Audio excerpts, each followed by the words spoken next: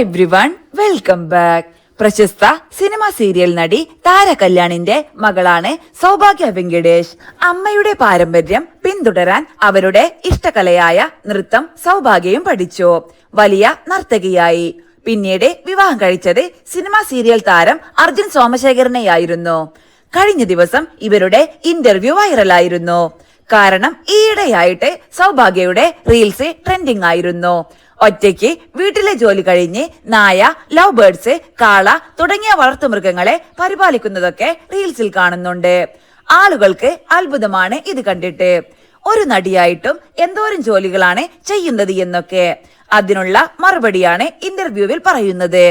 അവരുടെ വാക്കുകൾ ഇങ്ങനെ: സൗഭാഗ്യ അർജുന്റെ സൗഭാഗ്യമാണ് എന്ന് പറയുന്നതിനോട് യോജിക്കുന്നുണ്ടോ? ഇത്രയും ഹാപ്പി ആയിട്ടിരിക്കാൻ എന്തെങ്കിലും ടിപ്സ് ഉണ്ടോ? നമ്മൾ നമുക്ക് ഇഷ്ടമുള്ള കാര്യങ്ങളൊക്കെ ചെയ്യാറുണ്ട്. ഒന്നാമത് അതിനുവേണ്ടി സമയം കണ്ടെത്താറുണ്ട്. ഞങ്ങൾ എല്ലാ കാര്യങ്ങളിലും സെയിം ടേസ്റ്റ് ആണ്. എന്റെ ഫ്രണ്ട്സ് ഒരുമിച്ചാണ് എല്ലായിടത്തും പോകുന്നത്. ഞാൻ +2 പഠിക്കുമ്പോൾ ഇവൾ 5 പഠിക്കുകയാണ്. 8 വയസ്സിന്റെ ഡിഫറൻസ് ഉണ്ട്. ഒരു ട്യൂഷൻ ക്ലാസ്സിലാണെങ്കിലും ഒരു സലൂണിലാണെങ്കിലും ഒരുമിച്ചായിരിക്കും. ഒരാളെ ഫ്രണ്ട്സിന്റെ കൂടെ കാണുമ്പോഴാണ് അയാളുടെ റിയൽ സ്വഭാവം മനസ്സിലാവുക.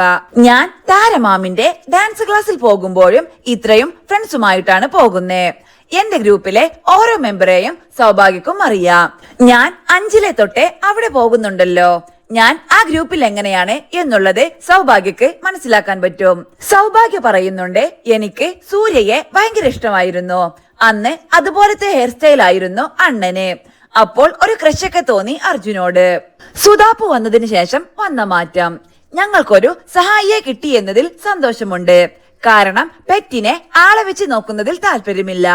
അവൾ വലുതാകുമ്പോൾ ഒരാളും കൂടെ സഹായത്തിനായല്ലോ. സൗഭാഗ്യയുടെ വീഡിയോ ഇപ്പോൾ നല്ല ട്രെൻഡിങ് ആണ്. അതെ, യൂട്യൂബിലല്ല, ഇൻസ്റ്റഗ്രാമിലാണ്. യൂട്യൂബിലാണെങ്കിൽ ഞാൻ ആരായേനെ? യൂട്യൂബിൽ എന്നെ ഫോളോ ചെയ്യുന്നവർക്കറിയാം എന്റെ വീട്ടിലെ പെറ്റ്സും മറ്റുമുള്ളത്. അവർക്ക് പുതുമയില്ല. ഇൻസ്റ്റയിൽ ലോങ് വീഡിയോ ഇല്ലല്ലോ. അപ്പോൾ ആളുകൾക്ക് സൗഭാഗ്യ ഇതൊക്കെ ചെയ്യുമോ എന്നതിൽ അത്ഭുതമാണ്.